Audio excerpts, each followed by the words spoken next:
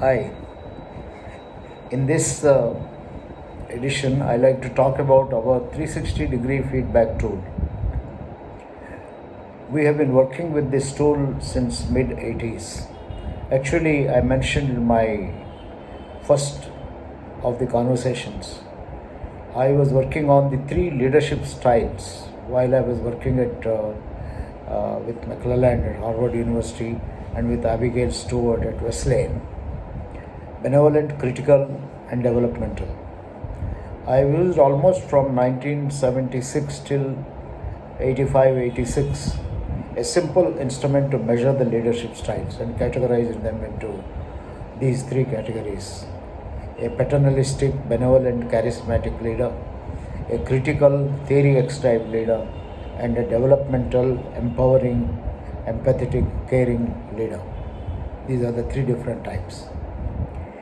When we offered the first leadership styles and organization effectiveness program in 1986-87, we developed a comprehensive set of tools.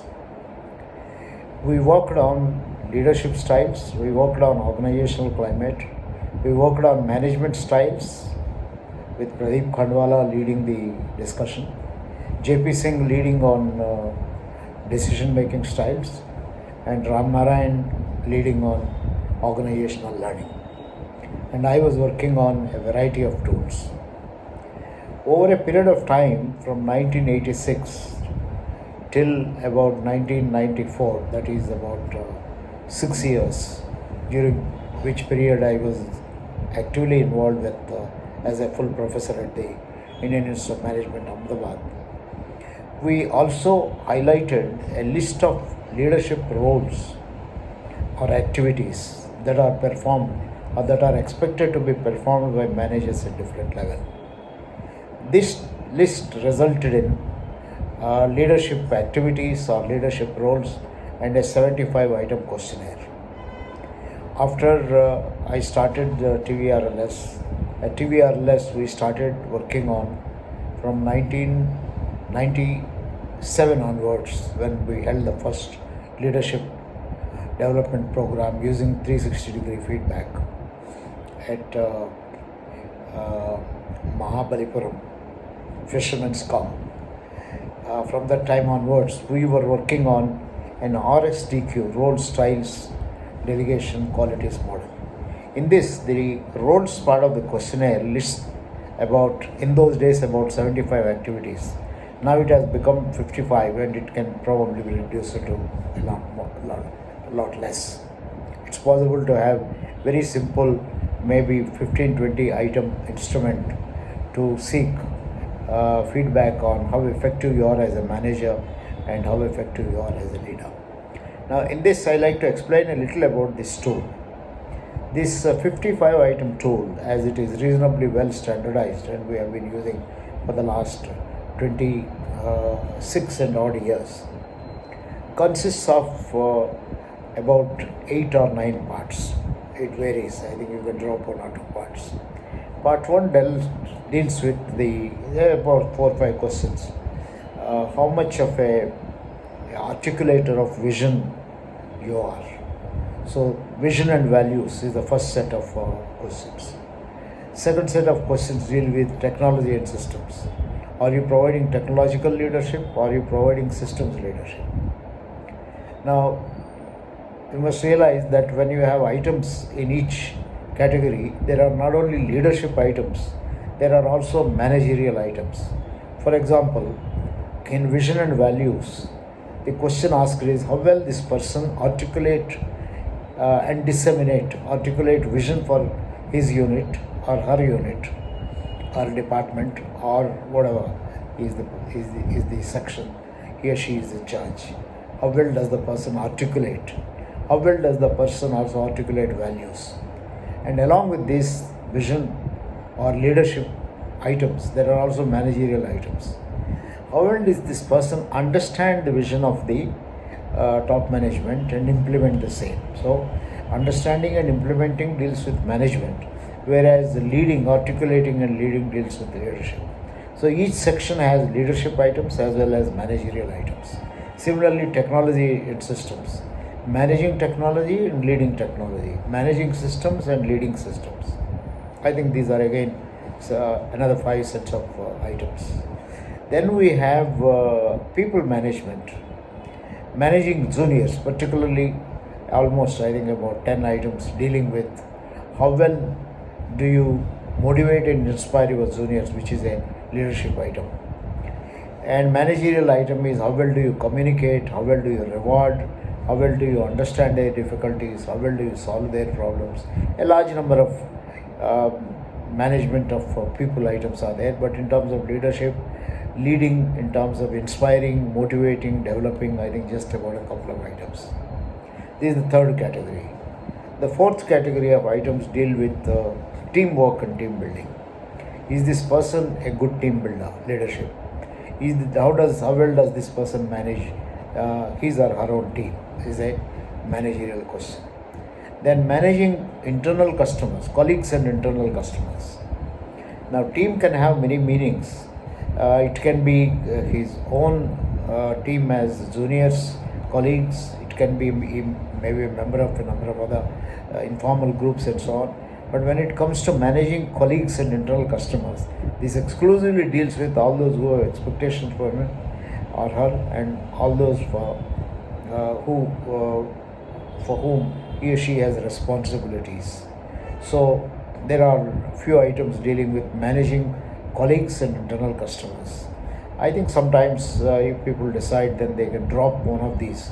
You can either drop the managing colleagues part of it and use only the teamwork, team building part of it. But we have seen that it is useful in some of the companies to have separate items. Now the sixth part of the questionnaire deals with managing seniors, managing the boss. How well do you manage your boss? How well do you understand? Now the leadership item there is how well do you even lead your boss? So it's not always the seniors who lead you. You can also lead your seniors. You can lead your seniors by giving them information that they don't have. You can lead your seniors by giving ideas and suggestions and so on. And also managing seniors, understanding them, meeting their expectations, carrying out whatever they want to do and so on. And the next part deals with management of customers, external customers. How well do you lead your external customers? How well do you understand and then inspire your customers? How well do you delight your customers? And how well do you solve their problems? How well do you understand their problems and so on? So that is dealing with the customers and outside world.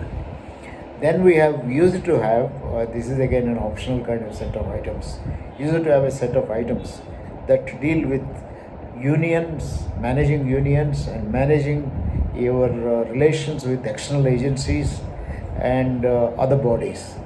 In the olden days and even today, I think it is important for CEOs to manage a variety of government agencies, where professional bodies manage the community at large, the society at large, and so on. So we use it to have some of these items, but over a period of time, some of the organizations, in order to reduce the load on the respondent, because sometimes each person is assessed by 10, 15 people, so I think it means a lot of work when a 360 feedback based leadership intervention is undertaken. So many organizations would want to have as short a questionnaire as possible. So over a period of time, for many of the companies, we have dropped this. However, some of the organizations would insist on having their own competency framework, and when we normally translate their competency framework, they fall into one of these categories that I have mentioned. But there could always be one or two categories which we have not anticipated. So we always believed in making tailor-made tools in 360-degree feedback. But as most organizations, at least in the past, didn't have competency frameworks and they depended on us, we used to use the standardized 55-item tool. In addition to this, we differentiated the styles. The activities, managerial activities, deal with how well are you performing each one of these activities, whereas styles deal with what kind of a style are you managing your people. This particular part of the questionnaire is to be answered only by by the juniors, by those who are direct reports. We don't prefer indirect reports, but in some cases, if you have good span of supervision, then we don't mind you are giving it to anybody who is interacting with you and so on. In this, the items are normally 10 sets of items. Each set has an alternative dealing with a paternalistic style, a critical style, and a developmental or empowering style. So you'll have to distribute 6 points between these 3 styles depending upon how you characterize the person whom you are reading. How does this person set goals? How does this person manage mistakes? How does this person share information? How does this person conduct meetings? How does this person respond to failures and so on? I think there are about 10 such kind of sets of items. And then at the end of it, we also have a short tool measuring what is the kind of a climate the person creates in his or her own kind of a department. Does the person create a climate of dependence where people will have to check with him or her before they do anything? Does the person create a climate of independence where people act with authority and autonomy? Or does the person create a climate of learning, satisfaction, motivation, and so on? There are about 6 different items. This can be expanded or shortened. Our research has indicated that leaders or managers with paternalistic style tend to create a climate of dependence, and managers with critical style tend to create a kind of a counter dependence or dissatisfaction, unhappiness, tension, and so on. Whereas managers with developmental style create empowerment, high learning, and things like that. So a emotional climate is also measured in this tool. Then there used to be a short part on delegation, a 10 items, yes no type. Whether this person, I feel quite happy to take decisions in the absence of this person, or I always look towards this person before I take a decision, etc. etc. There are about 10 items. And the last part of it is qualities using bipolar adjectives, where we use it to give about 25 bipolar adjectives like reserved versus outgoing. I think this is reactive versus proactive, defensive versus receptive. Like this, I think bipolar kind of adjectives about 25. But over a period of time, with the organizations insisting on shortening the questionnaire, we came up with a much shorter list of about 10 items. So 55 items on roles, and 10 sets of items on styles, 6 items on climate, and 10 items. Some of the companies prefer to drop these items on dependence or independence or delegation, and the last part about 10 or 25 qualities and so on. Now, when you get a comprehensive feedback from your juniors who interacted with you, from your colleagues who interacted with you, from your seniors who interacted with you in the recent past, or maybe I think a little distant past also, this is the choice that you have to make, and anonymously received, tabulated by somebody, and gives you some kind of a feedback of what is the kind of on a 5-point scale, what is the rating, or how many, what is the percentage of people who say I have always observed this person do this 5 out of 5, or I never observed this person do this 1 out of 5, and things like that. It gives you phenomenal amount of feedback. I believe that this 360 tool is a good provocative tool.